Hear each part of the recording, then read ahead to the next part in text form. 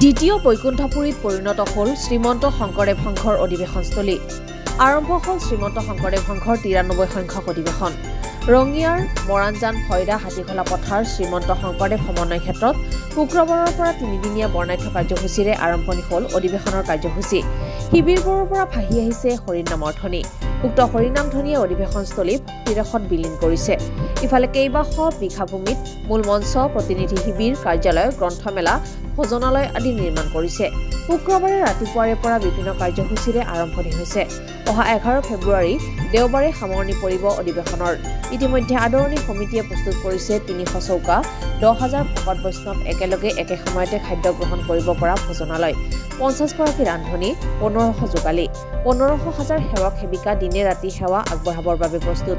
ৰাজ্যৰ প্ৰতিখন জিলাৰ পৰা হাজাৰ হাজাৰ ভকত বৈষ্ণৱ আহি অধিৱেশনস্থলী ভিৰ কৰিছে। প্ৰতিদিনে লক্ষ লক্ষ ভকত বৈষ্ণৱে খাদ্য গ্ৰহণ কৰিব। আটক ধুনীয়াকৈ সজাই তোলা হৈছে মূল ৰভা মঞ্চ।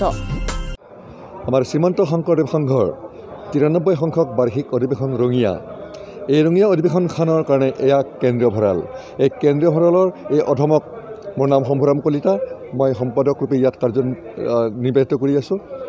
আমাৰ লক্ষ্য ইয়াত তিনিদিনীয়া বৰ্ণাঢ্য কাৰ্যসূচীৰে মহাপুৰুষ শ্ৰীমন্ত শংকৰদেৱৰ কৃষ্ণৰাজী সৃষ্টিৰাজী মহাপুৰুষ মাধৱদেৱৰ যি মানৱ প্ৰেম, আচলতে মানৱ প্ৰেম তেখেতৰ গোটেই মানৱ জাতি, এয়া অকল অসম বা ভাৰত নহয়, গোটেই বিশ্বকে আগুৰি ধৰিছে মানৱ প্ৰেম। ধৰ্মৰ কথাই নহয়, তেখেত এই মানৱ প্ৰেমৰ দ্বাৰা বিশ্ববাসীক জনাব বুজিছে যে আমি এক হেপ, এক দেৱ, এক বিনে নায়কে, গতিকে মানুহে শ্ৰেষ্ঠ।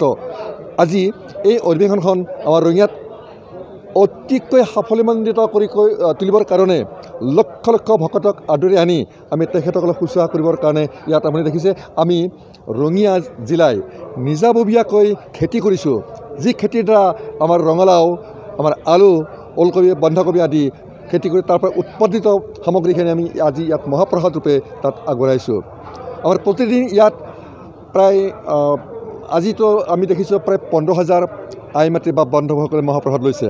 এতিয়া আমাৰ ইয়াত বিভিন্ন ডাটা আছে, যেনে আমাৰ স্থানীয় বিধায়ক ভৱেশ কলিতা, ভুৱনেশ্বৰ কলিতা, গুৱাহাটী মহানগৰী, দৰং জিলা, এনেকৈ বিভিন্ন শাখা প্ৰশাখাই আমাক ইয়াত মহাপ্ৰসাদৰ কাৰণে দান আগবঢ়াইছে।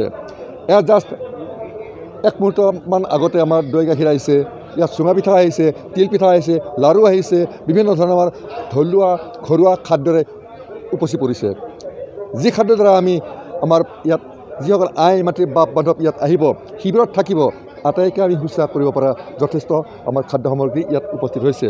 আমাৰ যিসকল ৩৫টা উপসমিতি আছে, এই ৩৫টা উপসমিতিৰ ৰিকুইজিশ্যন মৰ্মে আমি ইয়াক খাদ্য যোগান ধৰিছোঁ, যাতে কোনো বাপ বান্ধৱ আই মাতৃ কোনো কষ্ট নাপায়, কোনো দুখ নাপায়, কোনো অসুবিধা নাপায়। শ্ৰীমন্ত শংকৰদেৱ সংঘৰ ৯৩ সংখ্যক ৰঙিয়াৰ মৰাণজান ফয়দা হাতীখোলা পথাৰৰ অধিৱেশনস্থলীৰ পৰা সাংবাদিক শংকৰ কলিতাৰ ৰিপৰ্ট, DA 365।